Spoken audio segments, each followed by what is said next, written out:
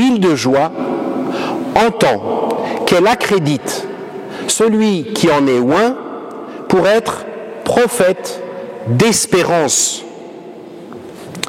Et le premier qui revendique ce titre, le premier qui est désigné de cette manière par le prophète Isaïe, c'est Jésus lui-même.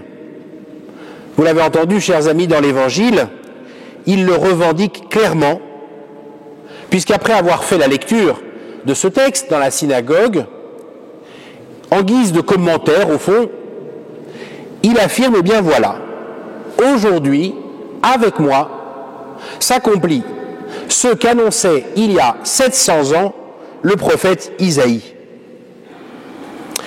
C'est magnifique de voir ainsi une promesse vieille de 700 ans s'accomplir un jour.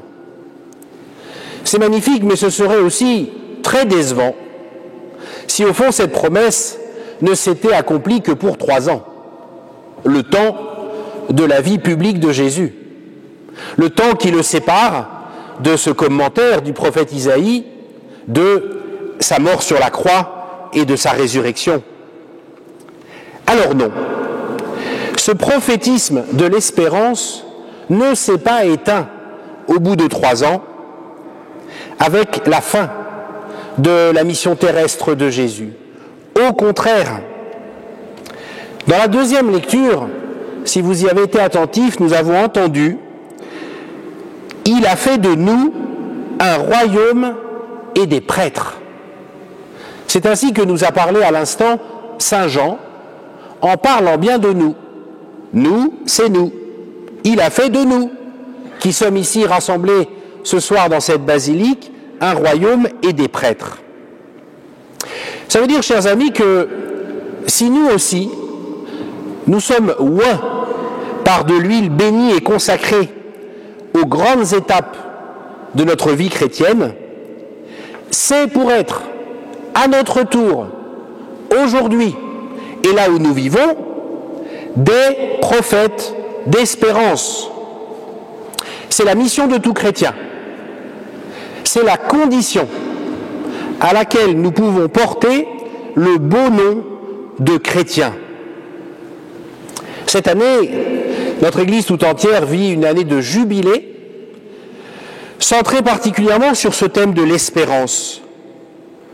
Alors avec vous, je voudrais considérer brièvement chacune des 3 huiles que dans un instant je vais bénir ou consacrer, pour mieux comprendre quelle mission d'espérance nous recevons de chacune d'elles. En commençant d'abord par celle qui va vous concerner en premier, vous les futurs baptisés de Pâques, l'huile des catéchumènes. Cette huile, elle porte une espérance de transfiguration. On l'utilise dans les tout derniers rites, juste avant le baptême. Pour beaucoup d'entre vous, ce sera samedi matin, ou peut-être même en début d'après-midi. On l'utilise dans les tout derniers rites, juste avant le baptême, comme un signe de la force de Dieu. La force de Dieu qui protège et prépare le futur baptisé à lutter contre le mal et contre toutes les tentations. Cette huile, chers amis, exprime donc l'espérance, oui, que votre baptême ne sera pas un simple moment fugace d'émotion, un grand jour dans votre vie, mais au fond un jour sans lendemain. Cette huile des catéchumènes, elle exprime l'espérance que votre baptême sera un véritable renouvellement de tout votre être dans la puissance de Dieu. Notez que cette huile, elle est reçue par les catéchumènes avant même le baptême, qui nous fait effectivement chrétiens. C'est un beau geste que d'avoir déjà une huile bénie à recevoir avant même le baptême. Car ainsi, cette huile exprime que Dieu nous aime toujours en premier. Elle exprime l'amour prévenant de Dieu qui nous cherche avant même que nous ayons commencé à avoir l'idée de le chercher. Un Dieu qui vient lui-même au-devant de nos questions, de nos inquiétudes, de nos faiblesses, pour rénover nos vies. Vous serez, chers amis, à travers toute l'Aude, 80 à être baptisés dans quelques jours. 80 adultes ou lycéens et autant d'histoires uniques et personnelles. Mais tous, vous avez en commun d'avoir fait l'expérience de cette puissance de renouveau de Dieu à l'œuvre dans vos vies. Et surtout, tous, vous êtes des cadeaux pour notre Église diocésaine. Vous êtes donnés à notre Église pour être le moteur du renouveau de nos communautés. Il y aura à travers la France plus de 10 000 baptêmes d'adultes à Pâques. Rarement, dans toute l'histoire du corps du Christ qu'est l'Église en France, on aura vécu une telle transfusion sanguine. Alors, nous, les vieux baptisés, saurons-nous vous accueillir comme des frères et sœurs? Saurons-nous abandonner enfin le « on a toujours fait comme ça » qui nous paralyse si bien, pour nous laisser bousculer par la fraîcheur de ces nouveaux baptisés?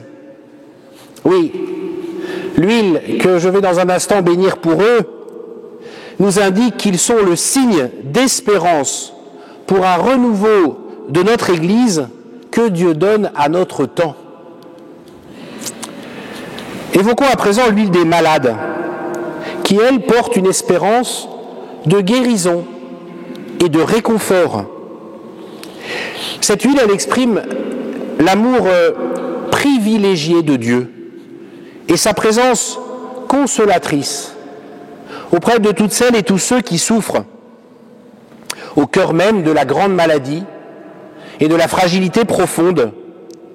L'huile des malades fait briller l'espérance que la souffrance, physique ou psychique, n'est pas une impasse stérile, mais un chemin vers la vie. Par l'huile des malades, qui sera mis en œuvre abondamment à travers tout notre diocèse tout au long de l'année, Dieu redit sa tendresse à chaque malade. Guérir, c'est une tâche primordiale que Jésus a confiée à l'ensemble de ses disciples. Et d'ailleurs, au seuil de son pontificat, le pape François aimait beaucoup comparer l'Église à un hôpital de campagne. Pourquoi, disait-il? Parce qu'elle existe afin de porter Jésus au milieu des souffrances du monde.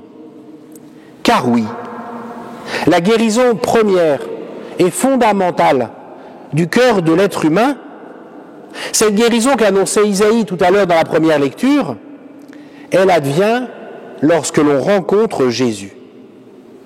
C'est lui qui nous réconcilie avec Dieu, c'est lui qui guérit nos cœurs brisés. Alors le sacrement des malades est la manifestation sacramentelle offerte spécifiquement aux malades de cette mission de guérir qui est confiée à toute l'Église.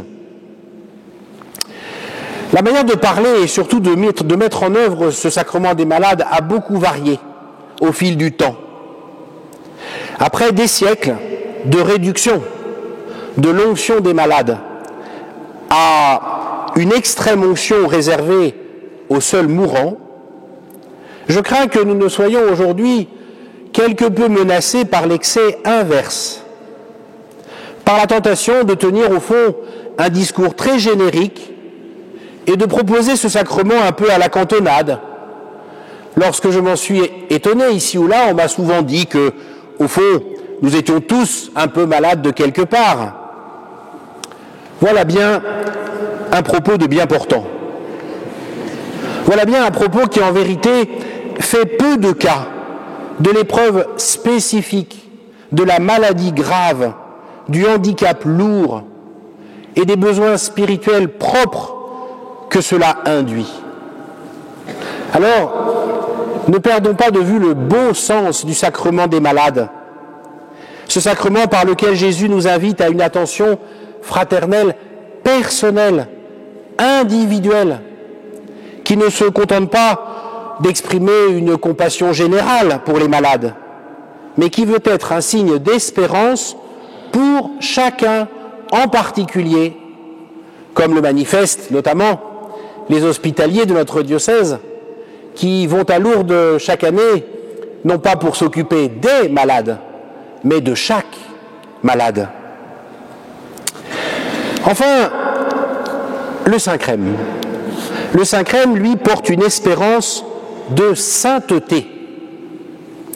C'est lui qui, de manière spécifique, exprime ce que nous disait Saint Jean dans la deuxième lecture: le Christ fait de nous tous des prêtres.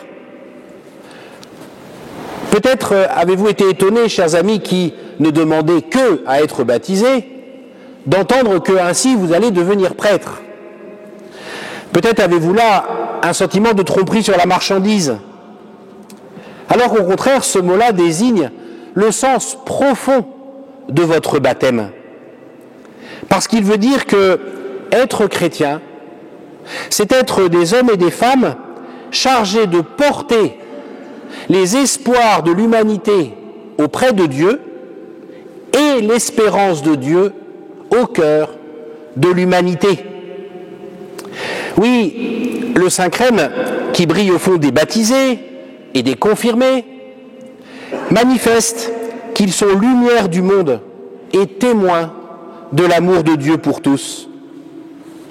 La particularité du Saint-Crème, c'est d'être parfumé, d'avoir une bonne odeur qui nous rappelle que nous avons vocation à diffuser l'odeur de la sainteté au milieu des puanteurs du mal. Au fond, le Saint-Crème proclame que être baptisé, ce n'est pas seulement avoir une mission, c'est être une mission. Être une mission par toute sa vie. C'est vrai, j'insiste, de chaque baptisé. Mais bien sûr, c'est vrai de manière toute particulière pour les prêtres, au sens où chacun connaît ce mot ordinairement, qui reçoivent une onction spéciale du Saint-Crème au jour de leur ordination sacerdotale. Chers frères prêtres qui m'entourez, que la consécration du Saint-Crème nouveau ce soir renouvelle notre joie d'être prêtre, notre joie d'être consacrés de manière spécifique au service de l'espérance du monde. Notre diocèse, nous ne le savons que trop, est pauvre en prêtres, d'une pauvreté qui nous blesse et, ne nous cachons pas la vérité, qui nous fera souffrir toujours plus gravement dans un avenir proche. Pourtant, c'est un beau signe d'espérance que le Seigneur nous donne en ayant fait en sorte que le Saint-Crème qui a été consacré l'an dernier serve à l'ordination d'un prêtre, le Père Grégoire, à l'abbaye de la Grâce. C'est un beau signe d'espérance que Dieu nous donne ce soir en faisant en sorte que le Saint-Crème que je vais consacrer dans un instant serve à nouveau à l'ordination d'un prêtre, le Père Christi-Jean, le 29 juin prochain, à la basilique Notre-Dame de Marseille. Deo gratias.